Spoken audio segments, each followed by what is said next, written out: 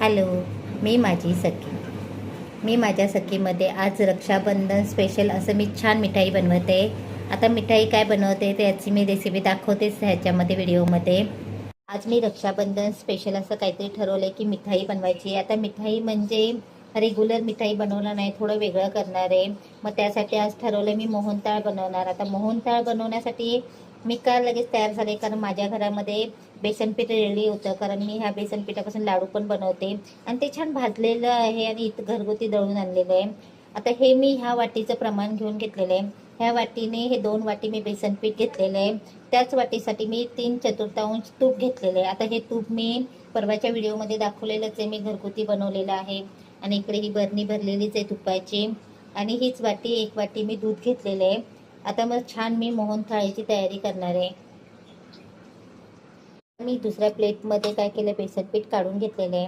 सुरुवातीला मी काय करणार आहे, इथे आता वाटी छोटी असल्यामुळे मी काय करते, हा छोटा चमचा जो रेग्युलर आपले पोहे खाण्याचा वगैरे असतो ना, ते 1.5 चमचा मी ह्याच्यामध्ये तूप ॲड करते. आणि त्याचसोबत मी 1.5 चमचा दूध पण ॲड करते आणि छान असं मी मिश्रण हे दूध आणि तूप त्याच्यामध्ये मिक्स करून घेणार आहे.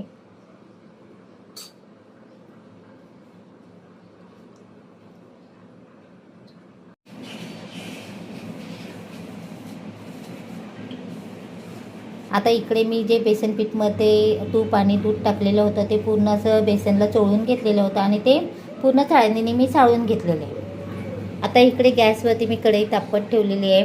आता लगेच मी तूप टाकून घेते आणि त्याच्यामध्ये बेसन छान परतून घेते.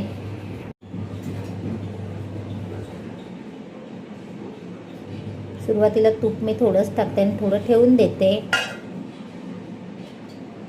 तर लगेच ह्याच्यामध्ये जे मी बेसन पीठ चाळून घेतलेलं आहे ना, ते पण ह्याच्यामध्ये टाकून घेते आणि छान तुपामध्ये मी बेसन पीठ भाजून घेणार आहे.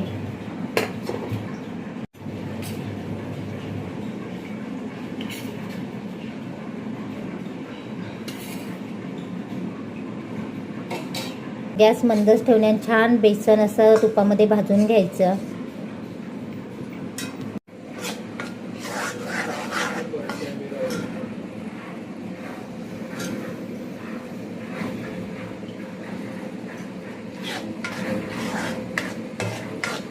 आता हे जे बेसन पीठ ना खमंग भाजण्यासाठी जवळ 10 ते 15 मिनिटं लागणारच आहेत आपल्याला. पूर्ण मंद गॅसवरतीच हे आपल्याला तुपामध्ये छान असं खरपूस भाजून घ्यायचं आहे, वास सुटेपर्यंत. आता रक्षाबंधन म्हणजे आपल्या बायकांसाठी, लेडीजसाठी खूपच खास सण असतो, हो ना. कारण रक्षाबंधन म्हणजे माहेरी जाण्यासाठीची लागलेली ओढ असते, असं मला तरी वाटतं. आणि माहेरची ओढ लागण्यासाठी आई वडिलांसोबत भाऊ बहिणीचं नातं हे जीवापलीकडे जपलेलं असावं. छान बेसन पीठ तुपामध्ये आता गोल्डन कलरचं भाजलेलं आहे आणि वास पण आता छान यायला लागलेला आहे. आता ह्याच्यामध्ये मी थोडं थोडं दूध ॲड करते.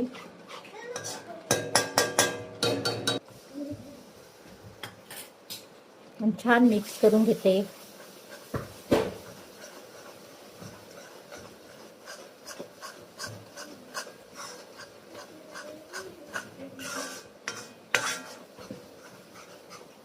त्याने काय होणार आहे, बेसन एकदम दाणेदार असं छान होऊन जातं. आता सुरुवातीला मी थोडं दूध टाकून हे छान असं दाणेदार करून घेतलेलं आहे. पूर्ण बुडबुड्या ह्याच्यात थांबलेल्या आहेत आणि पुन्हा आता जे थोडंसं राहिलेलं दूध आहे ते पण मी ॲड करते.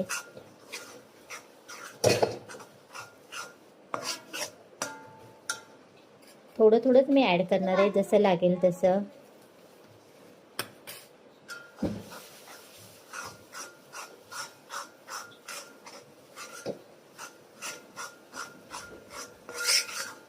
कढईला बिलकुल चिकटत नाही आहे, म्हणजे छान असं बेसन भाजलं गेलेलं आहे तुपामध्ये.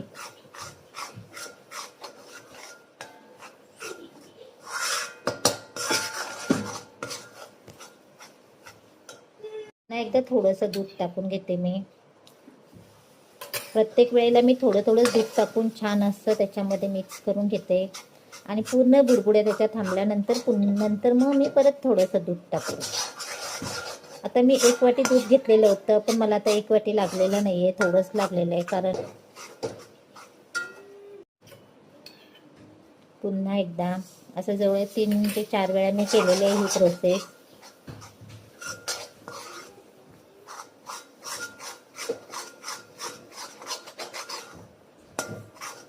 कुठेही बेसन असं चिकटलेलं नाही आहे कढईला, म्हणजे एकदम परफेक्ट बेसन असं तुपामध्ये भाजले गेलेलं आहे आणि त्याचं स्ट्रक्चर पण एकदम दाणेदार झालेलं आहे.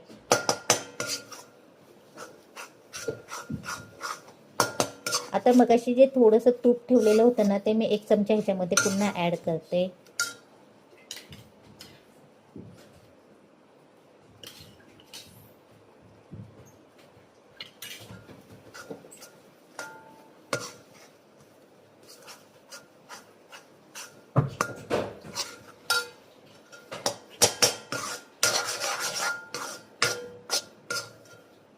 आता ही पूर्ण प्रोसेस मी मंद गॅसवरती केलेली आहे. कलर पण छान आलेला आहे आणि त्याचं स्ट्रक्चर पण खूप सुंदर झालेलं आहे, एकदम परफेक्ट झालेलं आहे. आता हे काय झालं, मी रक्षाबंधनसाठी स्पेशल करत आहे. ह्याची रेसिपी मी पुन्हा एकदा दाखवेल.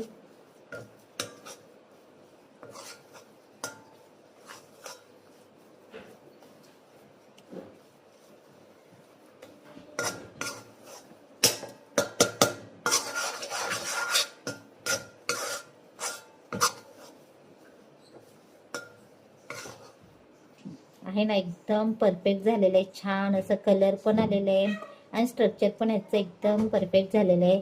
आता काय करते, कढई मी साईडला ठेवते उतरवून आणि लगेच पाक तयार करायला घेते. अजून मी कढई गॅसवरून उतरवलेली आहे. त्याच्या आधी मी सांगते की आपलं बेसन हे एकदम परफेक्ट कसं भाजलेलं आहे. तर हे आता मी बेसन सेट केलेलं होतं आणि त्याच्यावरती आपोआप तूप असं वरती दिसतंय, ह्याचा अर्थ आपलं बेसन एकदम परफेक्ट भाजलेलं आहे. आता मी लगेच कढई गॅसवरून खाली उतरवते.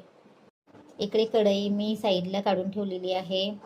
कलर बघा किती छान एकदम सुंदर आलेले आहे. लगेच गॅसवरती इकडे मी पाक तयार करायला ठेवलेलं आहे. आता पाकचं प्रमाण ज्या वाटीने आपण बेसन काउंट केलेलं होतं त्याच वाटीने 1 वाटी मी साखर घेतलेली आहे आणि अर्धी वाटी पाणी घेऊन ते मंद गॅसवरती आता मी एकतारी पाक बनवणार आहे. पाक बनवताना कुठल्याही प्रकारे घाई करायची नाही. पाक आपल्याला परफेक्ट बनवायचं आहे, एकतारी पाकच बनवायचं आहे आणि चेक करायचं प्रत्येक वेळेला एकतारी पाक झालाय की नाही ते. पण आपला परफेक्ट रेडी झालेला आहे. आता इकडे मी लगेच पाक टाकून घेते. ह्या साईडला मी प्लेटमध्ये लगेच तूप लावून घेतलेलं आहे.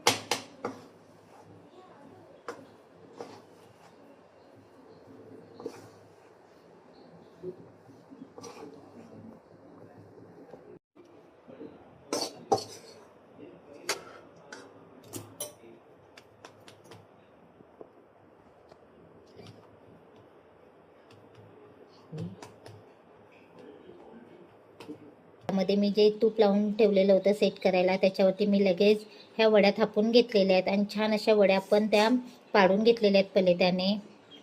छान असं एकदम स्ट्रक्चर आलेलं आहे आणि एकदम परफेक्ट असे आपले मोहनथाळ ह्या वड्या तयार झालेल्या आहेत. मग आजचं रक्षाबंधनसाठी मी स्पेशल हेच मिठाई केलेली आहे. म्हटलं चला काहीतरी वेगळं करूया, म्हणून आज ठरवलेलं होतं की आपण मोहनथाळ बनवूया आणि एकदम परफेक्ट झालेली आहे आपली. आता माझं म्हणायला गेलात तर लग्नानंतर माहेरची ओढ काय असते हे कधी मी अनुभवलेलंच नाही, कारण आमचं लग्न हे लव्ह मॅरेज. आता जवळ 24 वर्ष झाली आमच्या लग्नाला आणि त्यामुळे माझं माहेरही तुटलं. आता माहेर तुटलं म्हणजेच माहेर पण संपलं, त्यामुळे राखी बांधायची कधी वेळच आली नाही. आता माहेर पण तुटलं तरी नातीही कधीच तुटत नसतात, हो ना. आता दरवर्षीप्रमाणे रक्षाबंधन आलं का त्या सणाला मी रक्षाबंधनची थाळी नेहमी सजवत असते. छान असं राखी तर मी दोघांसाठीही घेऊन येते आणि ती देवापुढे ठेवते.